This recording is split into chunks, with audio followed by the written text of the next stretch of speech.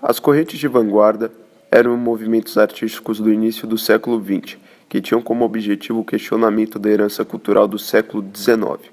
Os velhos padrões de uma arte conservadora eram coisas do passado, e o novo século precisava de suas próprias referências estéticas, que rompesse com os princípios que orientavam a produção artística do século XIX, pois já haviam diversas descobertas científicas, como o mundo invisível dos vírus e bactérias, a teoria da relatividade de Albert Einstein e o estudo da mente humana de Sigmund Freud, que rompiam com as convicções do passado, surgindo uma civilização marcada pela incerteza e pela relatividade.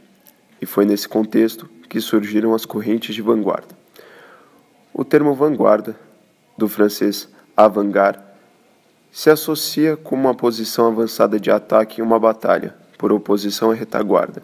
No século XVIII, o termo passou a ser usado metaforicamente para indicar aquilo que está em primeiro lugar, e a partir da Primeira Guerra Mundial, o termo voltou a ser usado para designar a parte mais radical dos movimentos literários e estéticos, as propostas artísticas mais inovadoras, mais antitradicionais. Os principais movimentos de vanguarda foram o cubismo, o futurismo, o expressionismo, o dadaísmo e o surrealismo.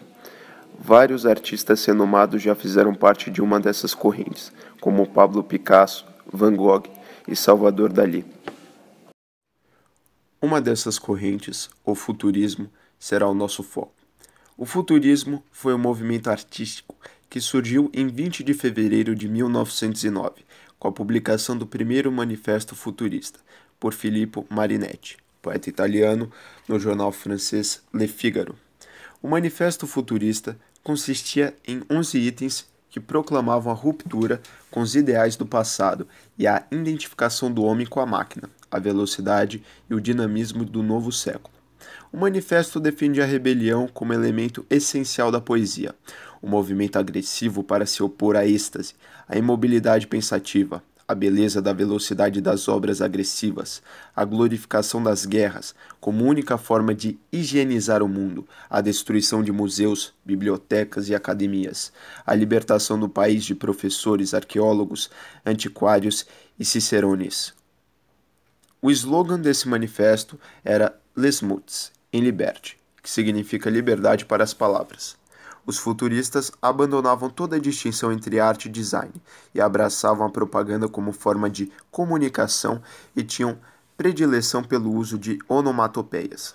Filippo, além de fundar o movimento futurista, era conhecido por ser um ótimo escritor e poeta, sendo também presente na política italiana, por onde pregava suas ideologias de revoluções futuristas e os ideais fascistas, pois ambos, o futurismo e o fascismo, defendiam pontos em comum, como a preocupação revolucionária com a reestruturação da sociedade, em seu culto à guerra e sua adoração da máquina. Filippo chegou a afirmar que a ideologia do partido representava uma extensão natural das ideias futuristas.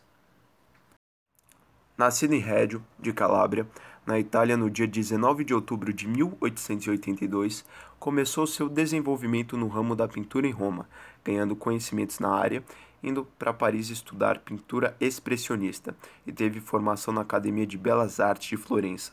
Boccioni fez várias viagens pelo mundo, visitando museus e obras de arte, até se instalar em Milão. Mais tarde se envolveu com Filippo e os princípios futuristas. Com a Itália em guerra no ano de 1915 e os ideais futuristas predominando, Umberto Boccioni entra na guerra voluntariamente e no dia 17 de agosto de 1916 sofre uma queda fatal do cavalo durante um exercício militar em Kiev. As principais obras de Boccioni são as esculturas formas únicas de continuidade no espaço e desenvolvimento de uma garrafa no espaço, ambas de 1913, e as pinturas O Despertar da Cidade, de 1910, e a de 1915, Charge of the Lancer, numa tradução livre significa A Carga dos Lanceiros. Outro artista importante foi o poeta e escritor português Álvaro de Campos. Nascido em outubro de 1980, Álvaro estudou engenharia mecânica e naval em Glasgow. Realizou uma viagem ao Oriente registrada no seu poema Opiário e trabalhou na cidade de Londres, Barrow-on-Furness e Newcastle-upon-Tyne. Desempregado, teria voltado para Lisboa em 1926, mergulhando então num pessimismo decadentista. Na obra de Álvares, é possível verificar a presença de três fases de diferenças poéticas. A primeira, já mencionada, é a decadentista. A segunda é a futurista sensacionalista, tendo obras importantes como o poema Ode Triunfal, onde fala sobre modernidade, máquinas, pessoas e luz. O outro poema é mais sensacionalista, Ode Marítima. Nessa fase, Álvaro teve influências de Walt Whitman, poeta norte-americano, e de Filippo Marinetti. A última fase é a intimista e pessimista, sendo a maior obra dessa fase o poema Tabacaria. Um ano após a publicação do primeiro manifesto, Filippo se juntou com artistas como o pintor e escultor Umberto Boccioni, os pintores Carlo Carrà, Giacomo Balla e Gino Severini, o pintor e compositor Luigi Russolo e o arquiteto Antonio Sanella, e fizeram o Manifesto dos Pintores Futurista, que é considerado o documento fundador oficial da pintura futurista, que os assinantes aceitam o programa proposto no ano anterior. Com a Grande Guerra, o futurismo quase morreu, juntamente com seus artistas mortos em combate, como Boccioni, ou vencidos pelo renascimento tradicionalista. Filippo Tommaso Emilio Marinetti nasceu no dia 22 de dezembro de 1876, na cidade de Alexandria, Egito. Sendo filho de um rico comerciante, teve acesso a uma boa educação, estudando e vivendo em lugares como Alexandria, Paris, Pádua e Gênova. Morreu 20 dias antes de completar 68 anos em Beládio, por causa de uma parada cardiorrespiratória, enquanto escrevia uma coleção de poemas elogiando as conquistas de guerra da 10ª Elotlígia Médici de Assalto, conhecida por ser uma elite italiana responsável por afundar várias embarcações aliadas e por ter uma unidade especializada em ataques de torpedo humano, o uso de um torpedo que era dirigido como um submarino por 2 marinheiros. Dentre as suas obras mais conhecidas, além do Manifesto Futurista, está o livro Zang Tum Tum, publicado em 1914, sobre a Batalha de Adrianópolis, em 1912, e o poema futurista Abrasarte. Além de Filippo, outro artista italiano bastante importante para o futurismo foi Umberto Boccioni, se destacando com suas pinturas e esculturas dinâmicas, com efeitos de movimento e esculturas sobre a vida corrida e estressante com relação ao desenvolvimento industrial. Não é possível falar quando que Álvaro de Campos morreu, pois ele nunca sequer existiu. Álvaro de Campos foi um dos heterônimos de Fernando Pessoa, poeta renomado, que para se expressar de diversas maneiras e assuntos criou heterônimos para representar seus pensamentos, criando até histórias de vida para os heterônimos, deixando a impressão que realmente tivessem existido. 3 heterônimos são considerados os principais: Alberto Caeiro, Ricardo Reis e o já mencionado Álvaro de Campos. A descrição dos heterônimos incluía até a aparência física. Álvaro de Campos, representado como alto, 1,75 m, magro e com cabelos lisos. Em 1922, além de ter um importante papel na Semana da Arte Moderna, fez sua segunda viagem à Europa, onde proferiu a conferência O Esforço Intelectual do Brasil Contemporâneo. Em 18 de março de 1924, lançou um dos mais importantes manifestos do modernismo, o Manifesto Pau-Brasil. Publicado no Correio da Manhã, no ano seguinte, lança o livro de poemas Pau-Brasil, que colocava em prática os princípios propostos no manifesto. 4 anos depois, embasado em seu manifesto antropofágico, propõe que se rompa com a cultura estrangeira, para criar uma cultura nacionalista. Nesse mesmo período, Oswald rompe a sua ligação com Mário de Andrade. Faleceu no dia 22 de outubro de 1954. Outras obras de Oswald de Andrade foram os livros Memórias Sentimentais de João Miramar, Os Condenados e Serafim Pontes Grande. Além de Oswald, outro artista que também apresentava características do futurismo é já o mencionado Mário Raul de Moraes Andrade.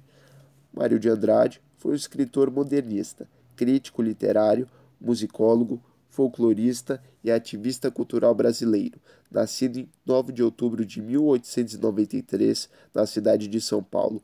Formando-se em piano, quando tinha 20 anos, seu pai faleceu, o que fez com que Mário passasse a ministrar aulas de piano para seu sustento.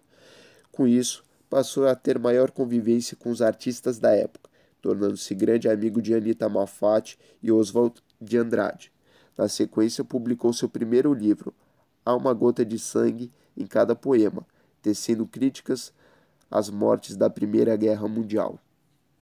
O futurismo não ficou apenas na Europa, como também teve representantes no Brasil. O responsável por trazer o futurismo ao Brasil foi o escritor, ensaísta e dramaturgo Oswald de Andrade. José Oswald de Souza de Andrade, nascido no dia 11 de janeiro de 1890, teve o seu primeiro artigo penando, publicado em 1909 no Diário Popular.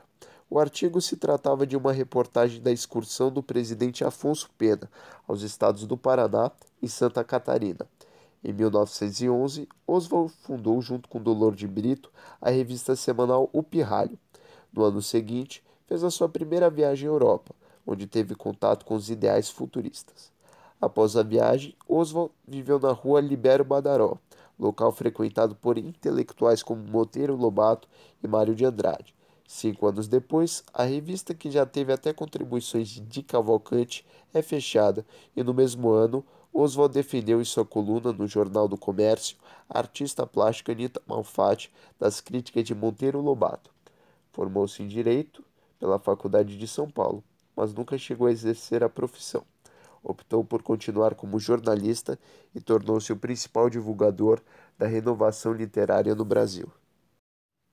Engajado no meio literário e musical, em 1921 integrou a Sociedade de Cultura Artística e marcou presença no Banquete do Trianon, lançamento do modernismo. No mesmo ano, Oswald de Andrade escreveu o artigo Meu Poeta Futurista, no Jornal do Comércio de São Paulo, para apresentar Mário de Andrade ao público. Quando foi realizada a Semana de Arte Moderna, em 1922, Mário foi nomeado professor catedrático do Conservatório de Música. Publicou Pauliceia Desvairada, uma coletânea de seus primeiros poemas modernistas. Integrou o grupo fundador da revista Clássico, veículo de divulgação modernista. No auge desse movimento, a intenção era se desvincular dos modismos europeus e alcançar uma linguagem nacional própria, que promovesse integração entre o homem brasileiro e a sua terra. Pensando em buscar esse tipo de conhecimento para inspirar suas obras, o autor fez várias viagens pelo Brasil e estudou a cultura de cada região. Visitou cidades históricas de Minas, passou pelo Norte, Nordeste e compilou diversas informações da cultura regional.